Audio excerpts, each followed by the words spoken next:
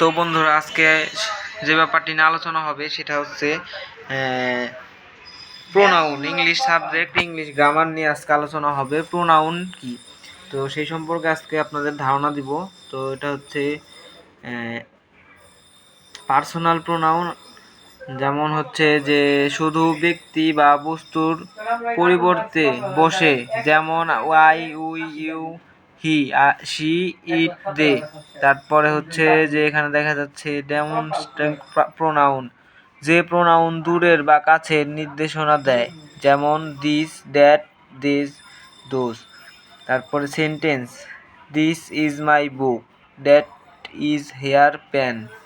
তারপরে হচ্ছে reflex pronoun, যে প্রোনাউন সাবজেক্টকে বোঝার জন্য তার পরে ব্যবহৃত হয়, যেমন myself, yourself, themselves, her self.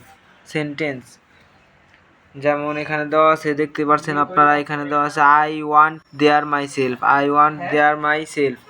তারপরে রিলেটিভ প্রোনাউন, তো এটা আপনারা একটু ভালো মতন খেয়াল করবেন। এটা হচ্ছে যে এখানে দেওয়া আছে যে রিলেটিভ প্রোনাউন, যে প্রোনাউন পূর্ববর্তী কোনো নাউন বা প্রোনাউনকে বুঝিয়ে দুটি বাক্যকে যুক্ত করে, who, which, that, what. Relative pronoun রূপে ব্যবহৃত হয়, যেমন I know the man who come here. তারপর 2 নম্বর দেওয়া আছে this is the book that I want. এরপরে আপনারা এখানে দেখতে পাচ্ছেন যে ইন্টারগেটিভ প্রোনাউন, যে প্রোনাউন দ্বারা প্রশ্ন করা হয়, who, whom, what, which. Interrogative pronoun রূপে ব্যবহৃত হয় sentence, who are you, what. এখানে দেওয়া আছে, দেখতে পাচ্ছেন বি অপশন 2 আছে, হোয়াট ডু ইউ ওয়ান্ট।